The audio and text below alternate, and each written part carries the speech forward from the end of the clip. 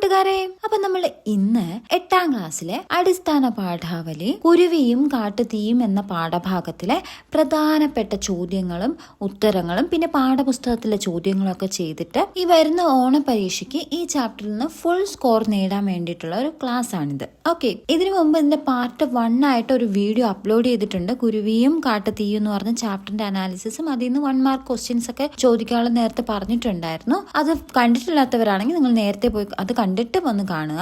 Okay, അപ്പൊ നമുക്ക് നേരെ ക്വസ്റ്റ്യൻസിലോട്ട് കടക്കാം. ആദ്യം നമുക്ക് കഴിഞ്ഞ വർഷത്തെ ഓണപരീക്ഷയ്ക്ക് ചോദിച്ച ക്വസ്റ്റ്യൻസ് ഒന്ന് പരിചയപ്പെടാം. അപ്പൊ അതറിഞ്ഞ് നമുക്ക് അടുത്ത് ബാക്കിയുള്ളത് നോക്കാം. ഓക്കെ, ഒന്നാമത്തെ ക്വസ്റ്റ്യൻ, ചുവടെ കൊടുത്ത പഴഞ്ചൊല്ലുകളിൽ കുരുവിയും കാട്ടുതീയും എന്ന പാഠഭാഗത്തിലെ കുരുവിയുടെ പ്രവൃത്തിക്ക് യോജിച്ചത് ഏത് എന്ന് പറഞ്ഞു ഇങ്ങനെ ഓപ്ഷൻ തന്നിട്ടുണ്ട്. 1 മാർക്കിന്റെ ചോദ്യമായിരുന്നു ഇത്.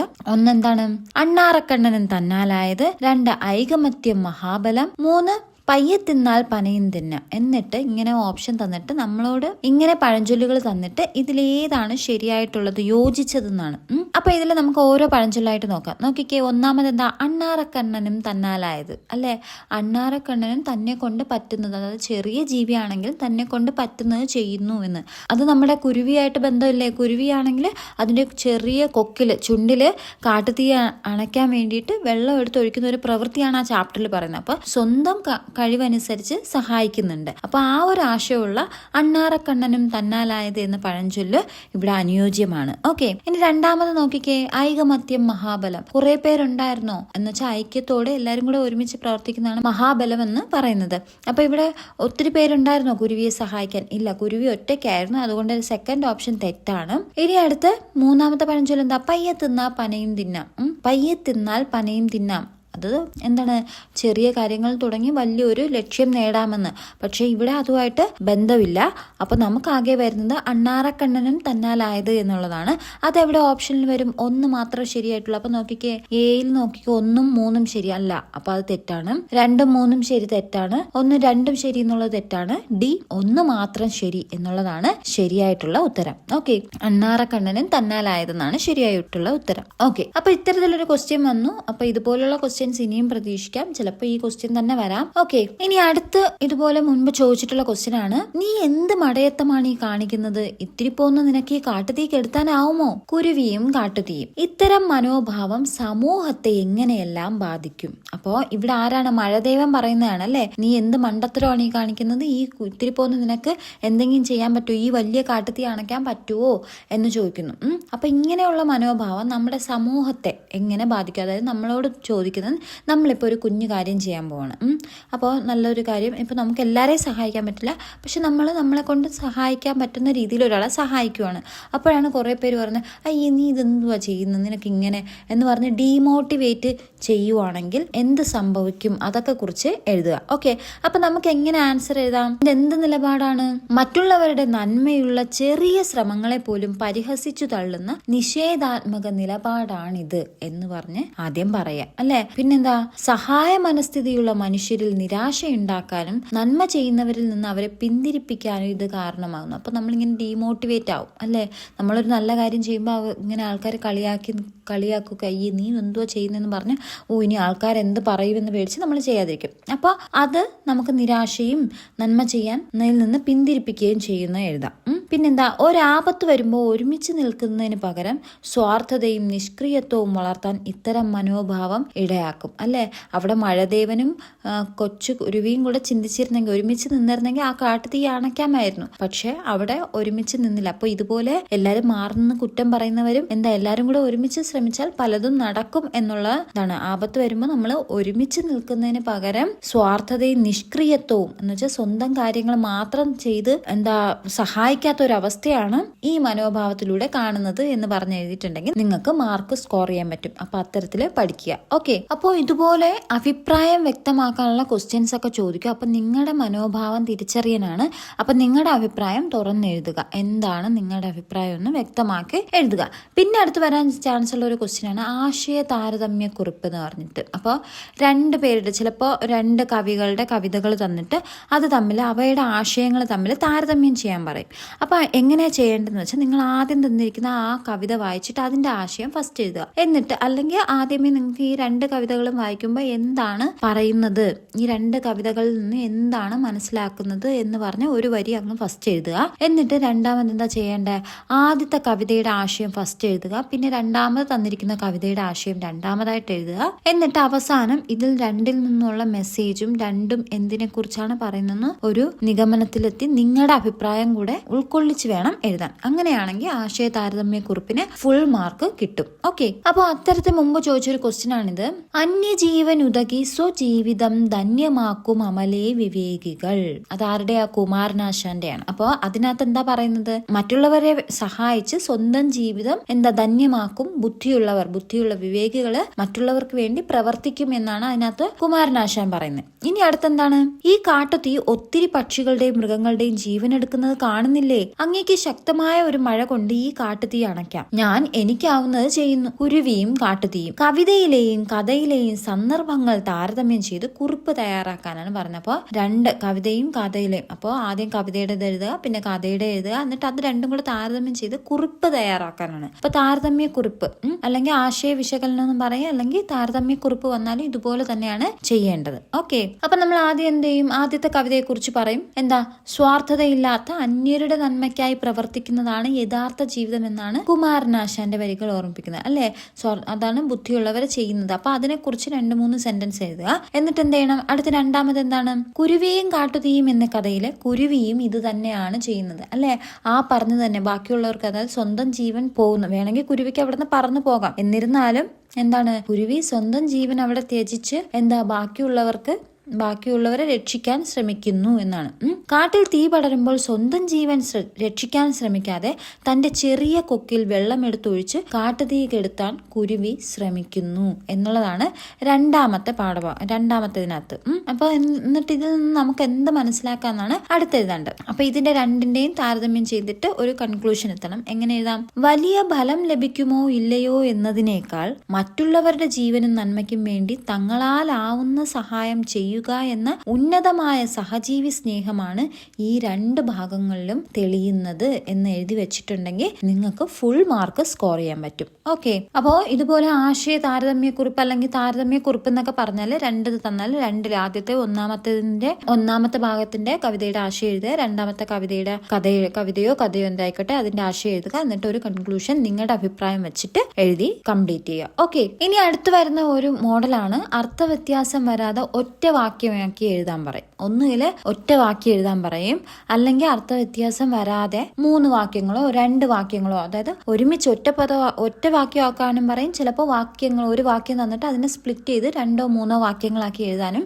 ചോദിക്കാനുള്ള ടെൻഡൻസി ഉണ്ട്. അങ്ങനത്തെ ഒരു ടൈപ്പ് ക്വസ്റ്റ്യൻസ് എപ്പോഴും വരാറുണ്ട്. അപ്പൊ നമുക്ക് അത് നോക്കാം. അപ്പൊ ആദ്യം നമുക്ക് എന്താണ്, അർത്ഥവ്യത്യാസം വരാതെ ഒറ്റ വാക്കാക്കി മാറ്റി എഴുതാൻ പറയാം.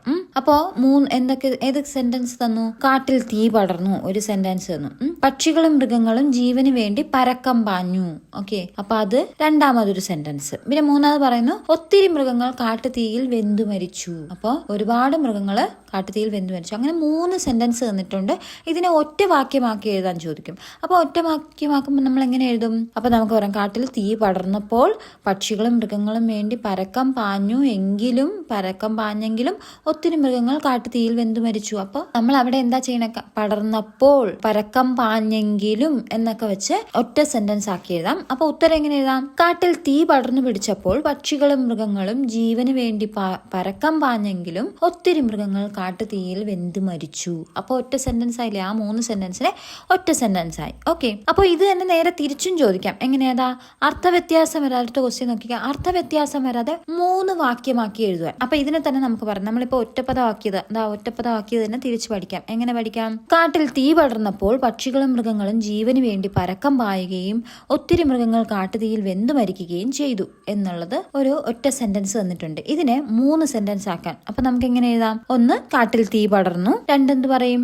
പക്ഷികളും മൃഗങ്ങളും ജീവന് വേണ്ടി പരക്കം പാഞ്ഞു. 3, എന്തെഴുതാം? ഒത്തിരി മൃഗങ്ങൾ കാട്ടുതീയിൽ വെന്തു മരിച്ചു. മനസ്സിലായോ? അപ്പൊ തിരിച്ചും മറിച്ചും ചോദിക്കാം. അപ്പൊ അത്തരത്തിൽ നിങ്ങൾ പഠിച്ചു വെക്കുക. ഓക്കെ, ഇനി അടുത്ത് മുൻപേ ചോദിച്ചിട്ടുള്ളൊരു ക്വസ്റ്റ്യൻ ആണ്. ഒരു തള്ളക്കിളി അരുമ കുഞ്ഞുങ്ങൾ കിരയുമായിതാ തിടുക്കത്തിൽ പറന്നണ അണയുന്നു. പെട്ടെന്ന് അവൾ നടുങ്ങുന്നു, പിടയുന്നു, ചുറ്റിപ്പറന്നുഴലുന്നു. അവളുടെ വിളി മനുഷ്യഭാഷയിൽ ഇതായിരിക്കണം എന്ന് എനിക്ക് തോന്നുന്നു: നിങ്ങൾ എൻ ലോകത്തെ എന്തു ചെയ്തു. അപ്പൊ ഇത് ആരുടെയാണ്? സുഗതകുമാരിയുടെ ഒരു കവിതയാണ് തന്നിരിക്കുന്നത്. ഓക്കെ, അപ്പോ നമ്മളോട് അത് വായിക്കൂ. അപ്പൊ അതിന്റെ ആശയം എന്താന്ന് വെച്ചാൽ എന്താണ്, ഒരു ദിവസം തള്ളക്കിളി എന്താണ് കുട്ടികൾക്ക് ഭക്ഷണമൊക്കെ ആയിട്ട് വന്നപ്പോ കുട്ടികൾ അവിടെ കൂട്ടിൽ കാണുന്നില്ലായിരിക്കും. അപ്പൊ അതാണ് ചോദിക്കുന്നത്: നിങ്ങൾ എൻ ലോകത്തെ എന്തു ചെയ്തു എന്ന് മനുഷ്യഭാഷയിൽ ചോദിക്കുന്ന പോലെ സുഗതകുമാരിക്ക് തോന്നി. അതിങ്ങനെ വെപ്രാളപ്പെട്ട് ആ കരയുന്നത് കാണുമ്പോൾ നിങ്ങളെൻ ലോകത്തെ എന്തു ചെയ്തു എന്ന് ചോദിക്കുന്നത് പോലെ തോന്നിയെന്ന് സുഗതകുമാരിയുടെ കവിതകളുടെ വരികൾ പറയുന്നു. അപ്പൊ ക്വസ്റ്റ്യൻ ഇതാണ്: ജീവജാലങ്ങളോട് ഉണ്ടാവേണ്ട കനിവും കരുതലും സംബന്ധിച്ച തിരിച്ചറിവുകളാണോ ഈ കവിതാഭാഗത്ത് തെളിയുന്നത്? അപ്പൊ എന്താണ്? ജീവജാലങ്ങളോടുണ്ടാവേണ്ട കനിവും കരുതലും. അപ്പൊ കനിവും കരുതലും സംബന്ധിച്ച തിരിച്ചറിവുകൾ, അതായത് നമ്മൾ ജീവജാലങ്ങളോട് കനിവ് കാണിക്കണം, കരുണ കാണിക്കണം, അവയെ കരുതണം, സംരക്ഷിക്കണം എന്നുള്ള ഒരു തിരിച്ചറിവാണോ ഇത് നമുക്ക് തരുന്നത്, ഈ കവിതാഭാഗത്ത് തരുന്നത്? നിങ്ങളുടെ നിരീക്ഷണങ്ങൾ ഏതാണ്? അപ്പൊ നമ്മുടെ നിരീക്ഷണം എന്താണെന്നാണ് പറയാം. അപ്പൊ ആദ്യം നമ്മൾ എന്ത് ചെയ്യണം? ആ കുഞ്ഞു കവിതാ ഭാഗം, അതിനെ കുറിച്ച് തള്ളക്കിളിയുടെയും കുഞ്ഞുങ്ങളുടെ അവസ്ഥ വിവരിക്കുന്ന ആ ഒരു കവിതാഭാഗം എന്ത് ചെയ്യണം?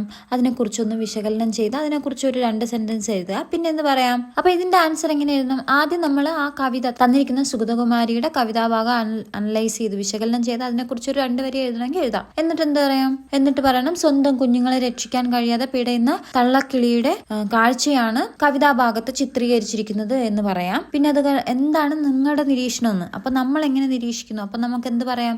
പ്രകൃതിക്കും മറ്റു ജീവജാലങ്ങൾക്കും സംഭവിക്കുന്ന നാശത്തിൽ മനുഷ്യൻ കാണിക്കുന്ന അനാസ്ഥയെ കവി ചോദ്യം ചെയ്യുന്നതാണിവിടെ എന്ന്. അതായത് നിങ്ങൾ ഈ ലോകത്തെ എന്തു ചെയ്തു എന്ന വാക്കുകളിലൂടെ കവി ചോദ്യം ചെയ്യുന്ന ഒരു സന്ദർഭമാണിത്. പ്രകൃതിയിലെ ഓരോ ജീവിക്കും ഭൂമിയിൽ ജീവിക്കാൻ അവകാശമുണ്ട്. അത് നമ്മുടെ നിരീക്ഷണമല്ല, അല്ലെ? എല്ലാവർക്കും അവകാശമുണ്ട്. മനുഷ്യന്റെ സ്വാർത്ഥതയോ അശ്രദ്ധയോ കാരണം ഉണ്ടാകുന്ന കാട്ടുതീ പോലുള്ള ദുരന്തങ്ങൾ നിഷ്കളങ്കരായ ജീവജാലങ്ങളുടെ കുടുംബത്തെ തന്നെ ഇല്ലാതാക്കുന്നു.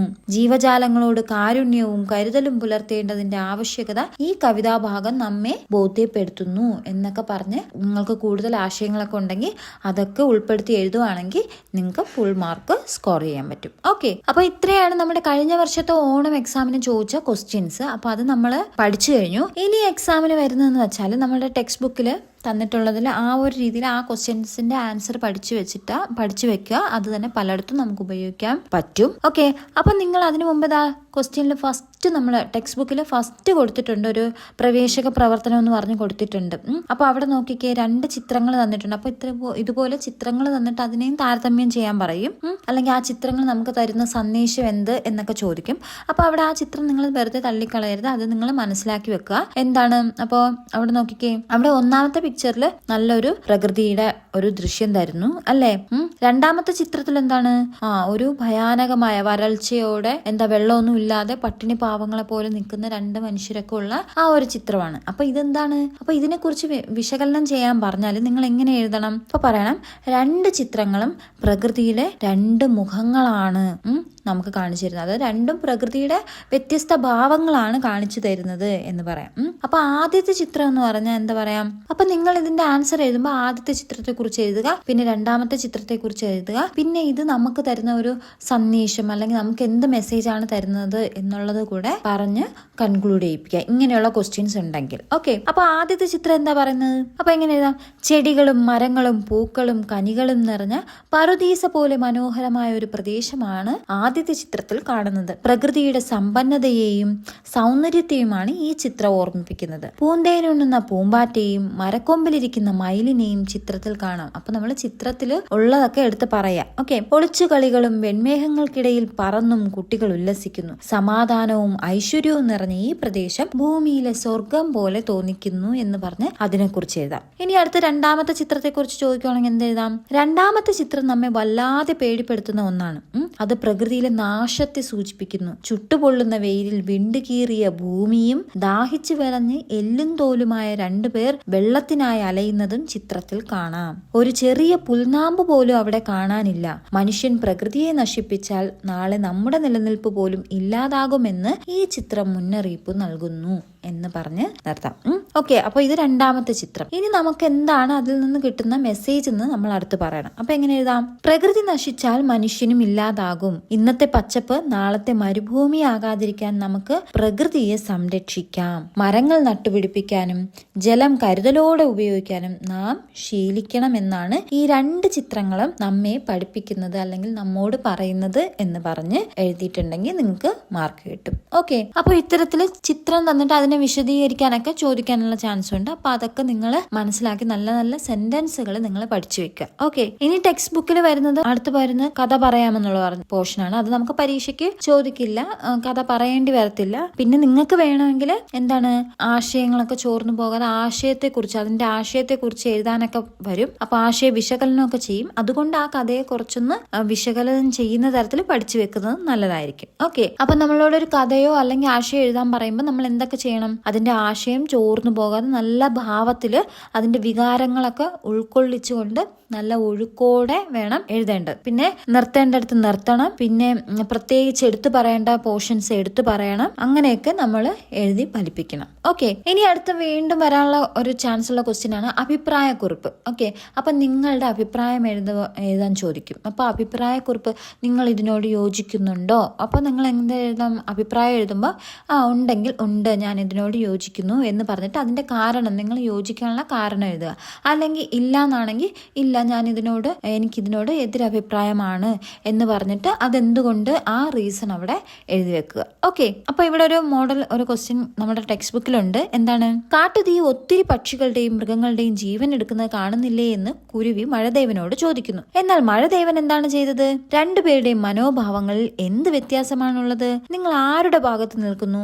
നിങ്ങളുടെ അഭിപ്രായം എഴുതാനാണ് പറയുന്നത്. അപ്പൊ ഇതൊക്കെ നമ്മൾ സ്വന്തം അഭിപ്രായം സ്വന്തമായിട്ടുള്ള രീതിയിലാണ് എഴുതേണ്ടത്. അപ്പൊ നമ്മൾ ചോദിക്കുന്ന ഓരോ ക്വസ്റ്റ്യനും നോട്ട് ചെയ്യണം. ആദ്യം എന്താണ് പറയുന്നത്? മഴദേവൻ എന്താണ് ചെയ്തതെന്ന് പറയണം അല്ലെ? മഴദേവൻ എന്താണ് ചെയ്തതെന്ന് ഉൾപ്പെടുത്തണം. പിന്നെ രണ്ടുപേരുടെയും മനോഭാവങ്ങളിലുള്ള വ്യത്യാസം എന്താണെന്ന് എഴുതണം. പിന്നെ നമ്മൾ ആരുടെ ഭാഗത്ത്, ഞാൻ ആരുടെ ഭാഗത്ത് നിൽക്കുന്നു. അപ്പോ കുരുവിയുടെ ഭാഗത്താണെങ്കിൽ ഞാൻ കുരുവിയുടെ ഭാഗത്ത് നിൽക്കുന്നു എന്ന് പറയണം. അല്ല മഴദേവന്റെ ഭാഗത്താണെങ്കിൽ അത് പറയണം. എന്നിട്ട് നമ്മുടെ അഭിപ്രായം എന്തുകൊണ്ട് അങ്ങനെ നിൽക്കുന്നു എന്ന് പറയാം. ഓക്കെ, അപ്പൊ നമുക്ക് വേണമെങ്കിൽ ഇങ്ങനെ ആൻസർ എഴുതാം. എങ്ങനെ എഴുതാം? ഒരു മാതൃക ഇവിടെ കൊടുത്തിട്ടുണ്ട്. നിങ്ങളുടേതായ രീതിയിൽ നിങ്ങൾക്ക് എഴുതണം. ഓക്കെ, കാട്ടുതീ പടർന്നു പിടിച്ചപ്പോൾ മൃഗങ്ങളും പക്ഷികളും ജീവന് വേണ്ടി പരക്കം പാഞ്ഞു. ഒട്ടേറെ മൃഗങ്ങൾ കാട്ടുതീയിൽ വെന്തു മരിച്ചു. ഇതെല്ലാം നോക്കി നിന്നല്ലാതെ ജീവജാലങ്ങളെ രക്ഷിക്കാൻ മഴദേവൻ ഒന്നും ചെയ്തില്ല. അപ്പൊ കണ്ടോ, മഴദേവൻ എന്താണ് ചെയ്തതെന്നുള്ള ഉത്തരവായി. മഴദേവൻ ഒന്നും ചെയ്തില്ല എന്ന് പറഞ്ഞു. ഓക്കെ, എന്നാൽ കൊച്ചു ചുണ്ടിൽ വെള്ളം നിറച്ച് കാട്ടുതീ കെടുത്താൻ കുരുവി തന്നാലാവുന്നത് ചെയ്യുന്നു. തീ കെടുത്താൻ ശ്രമിക്കുന്ന കുരുവിയെ ദേവൻ പരിഹസിക്കുകയാണ് ചെയ്തത്. അപ്പൊ ദേവന്റെ മനോഭാവം അവിടെ പറഞ്ഞു. എന്താ?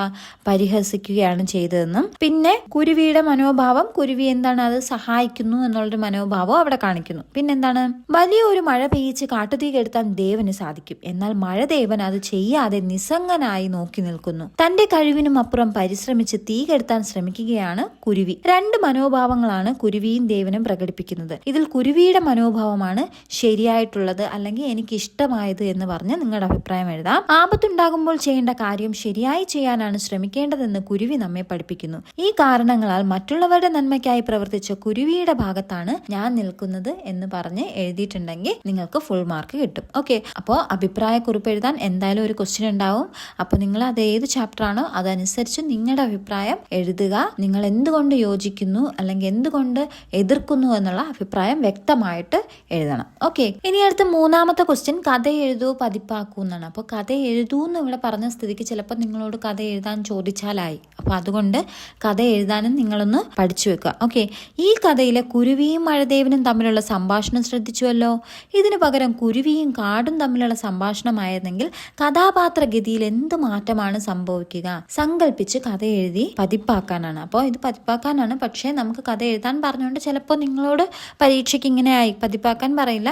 നിങ്ങളോട് ഇപ്പോൾ എന്താണ് ഇവിടെ ഇപ്പോൾ കുരുവിയും കാടും തമ്മിലുള്ള സംഭാഷണമായിരുന്നെങ്കിൽ എന്ത് സംഭവിക്കുമായിരുന്നു എന്നൊക്കെ ചോദിക്കാൻ ചാൻസ് ഉണ്ട്.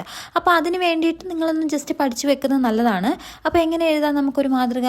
ഇതൊക്കെ നിങ്ങൾ കാണാതെ പഠിക്കേണ്ട കാര്യമില്ല. നിങ്ങൾ ജസ്റ്റ് ഇത് വായിച്ചിട്ട് നിങ്ങളുടേതായ ആശയത്തിൽ എഴുതിയാൽ മതി. ഓക്കെ, കാട്ടുതീ പടർന്നു പിടിച്ചു. മൃഗങ്ങളും പക്ഷികളും തീയിൽ നിന്ന് രക്ഷപ്പെടാൻ പരക്കം പാഞ്ഞു. ചിലവ വെന്തു മരിച്ചു. ഈ സമയം സങ്കടത്തോടെ നിൽക്കുകയാണ് കാട്ടിലെ മരങ്ങൾ. അവർക്ക് ഓടി രക്ഷപ്പെടാൻ കഴിയില്ലല്ലോ.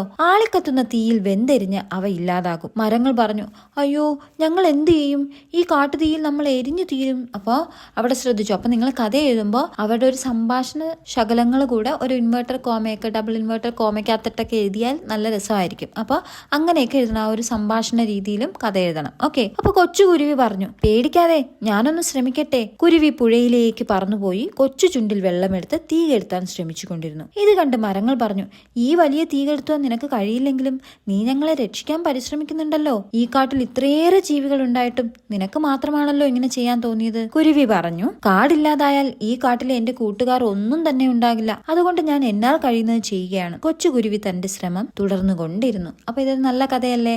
ഓക്കെ. അപ്പൊ ഇത്തരത്തിൽ ഈ കഥ തന്നെ എഴുതണമെന്നല്ല, ഇത്തരത്തിലുള്ള നല്ല കഥകൾ നിങ്ങളുടെ ഭാവനയിൽ ഉണ്ടാക്കി എഴുതുക. ഓക്കെ. ഇനി അടുത്ത 4ാമത് വരാൻ ചാൻസ് ഉള്ള ക്വസ്റ്റ്യൻ ആണ്, ഈ ചാപ്റ്ററിന് വരാൻ ചാൻസ് ഉള്ള ക്വസ്റ്റ്യൻ ആണ് ആശയ വ്യത്യാസം. ഓക്കെ. അപ്പം ഇതും ചാപ്റ്ററിൽ കൊടുത്തിട്ടുള്ള ക്വസ്റ്റ്യൻ ആണ് ഞാൻ പറയാൻ പോകുന്നത്. അപ്പോൾ ആശയ വ്യത്യാസത്തിൽ നിന്ന് ക്വസ്റ്റ്യൻ പറയാം. അപ്പൊ നമുക്ക് എപ്പോഴും പരീക്ഷയ്ക്ക് വരാറുണ്ട്, ഇങ്ങനെ അണ്ടർലൈൻ ചെയ്യും. ഇവിടെ നോക്കിക്കേ, ഇത് പലതവണ ആവർത്തിച്ചു. അടുത്ത് ഇത് പലതവണ ആവർത്തിക്കും, ഇത് പലതവണ ആവർത്തിക്കുന്നു. അപ്പോൾ ഈ ആവർത്തിച്ചു, ആവർത്തിക്കും, ആവർത്തിക്കുന്നു എന്ന് പറയുന്ന ആ വരികളുടെ എല്ലാം അണ്ടർലൈൻ ചെയ്തിട്ടുണ്ട്. അടിവരയിട്ട പദങ്ങളുടെ പ്രയോഗം വാക്യങ്ങളുടെ ആശയതലത്തിൽ ഉണ്ടാക്കുന്ന മാറ്റം എന്ത്? അപ്പൊ ഈ പ്രയോഗങ്ങള് വാക്യം, ആ വാക്യത്തിന്റെ ആശയത്തിന് എന്ത് മാറ്റം വരുത്തുന്നു എന്നാണ് ചോദിക്കുന്നത്. അതിന്റെ കാരണവും ചർച്ച ചെയ്യുക. ഇത്തരം പദങ്ങൾ കൂടുതൽ കണ്ടെത്തി എഴുതാനും ചോദിച്ചിട്ടുണ്ട് ടെക്സ്റ്റ് ബുക്കിൽ. ഓക്കെ. അപ്പൊ അത് നമുക്ക് എന്താന്ന് വെച്ചാല്, അപ്പൊ ഇവിടെ നമുക്ക് ഒറ്റനോട്ടത്തിൽ കാണുമ്പോഴേ മനസ്സിലാവും ആവർത്തിച്ചു എന്ന് പറഞ്ഞ ഒരു കഴിഞ്ഞ കാര്യമാണ്. നമുക്കറിയാം, നമ്മൾ ഇംഗ്ലീഷിൽ present, past, present, future tense എന്നൊക്കെ പറയില്ല. അതുപോലെ മലയാളത്തിലുള്ളതാണ് ഭൂതകാലം, കഴിഞ്ഞുപോയ കാലം. അടുത്ത് ഭാവി കാലം എന്ന് വെച്ചാൽ ഇനി വരാൻ പോകുന്ന കാലം. വർത്തമാന കാലം എന്ന് വെച്ചാൽ ഇപ്പൊ നടക്കുന്ന. അപ്പൊ അത്തരത്തിലാണ് ഇവിടെ എഴുതിക്കുക. ആവർത്തിച്ചു എന്ന് പറഞ്ഞാൽ എന്താ? കഴിഞ്ഞ കാര്യം.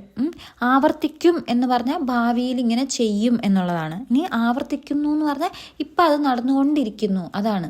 അപ്പൊ അത്തരത്തിലുള്ള ഇതാണ്. അതിന് നമുക്ക് എങ്ങനെ ആൻസർ ആയിട്ട് എഴുതാം?